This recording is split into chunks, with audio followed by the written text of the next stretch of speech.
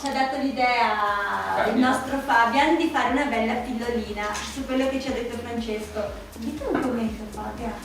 Allora, per me la cosa più grande è che i maestri, la nostra società, ci danno tantissime informazioni, ma spesso, in base alle loro opinioni, ci danno delle convinzioni che poi ci bloccano tantissimo nella vita. Per cui la mia pillola, quello che vorrei oggi esprimere di cuore, perché mi sento anche veramente pieno di energia di questo, è dire: non ascoltate gli altri perché sono loro opinioni.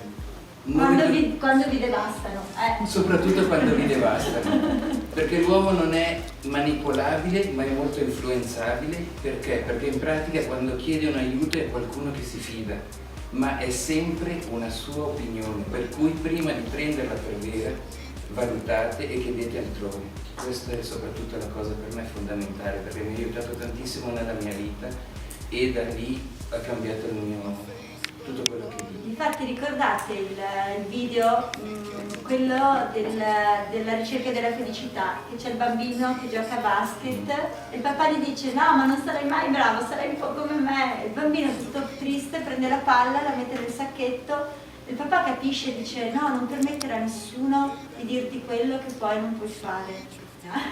Quando ho iniziato questa cosa avevo 20 anni, poco meno di 20 anni, mi dicevano i miei amici: ma no, ma tu sei pazzo, ma chi te lo fa fare? Anche perché i primi anni lo facevo, non venivo pagata, ai vecchi tempi non si faceva così, andavo a fare tipo una sorta di stage mio, perché comunque mi piaceva l'ambiente e quindi durante la settimana andavo a lezione e il giorno, per fortuna l'hotel dove c'era il corso era vicino all'università. E quindi andavo, già mi prendevano in giro perché quando hai 20 anni ti rifai un po' all'abito, nel senso che non hai quelle sicurezze, quindi andavo vestita come un pinguino imbalsamato in facoltà, nel senso che poi la sera avevi le serate, quindi dovevi essere anche vestita in tailleur.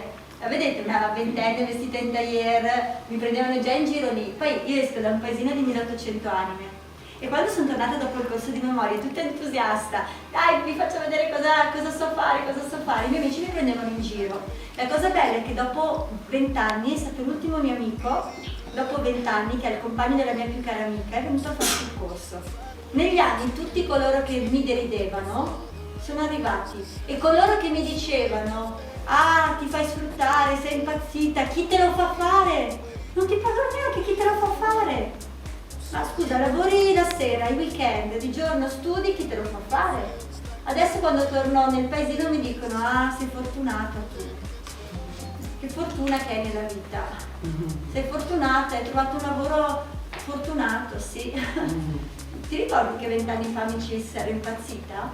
Capite? Le cose si creano giorno per giorno e non permettete a nessuno di dirvi quello che non sapete fare.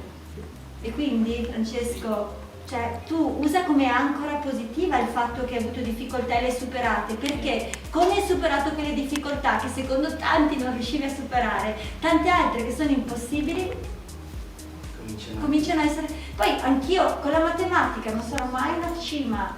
Il mio fiscalista, quando ha saputo che sono diplomata in ragioneria, mi ha riso in faccia, mi ha detto: pensavo fossi psicologa e avessi fatto il liceo, non che ti fossi diplomata in ragioneria. Mi ha veramente riso in faccia perché io quei conti sono un disastro.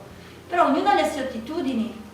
Cioè la cosa importante, sapete, lo diceva Velasco a San Patrignano, che parlava di resilienza e delle squadre di pallavolo, diceva: la cosa bella è puntare su quello che un giocatore sa fare e gli altri compagni del team, se uno è bravo a schiacciare, punti lì. Poi per carità devi anche cercare di migliorare sulla ricezione, sull'alzata, però siamo una squadra, la squadra cosa fa? Ognuno cerca di dare il meglio per la capacità che ha, per il carisma e l'attitudine che ha, perché quello che sa fare uno bene non lo sa fare l'altro allo stesso modo. La cosa importante è mettere in luce le cose belle e lavorare migliorando quelle brutte, quelle dove si...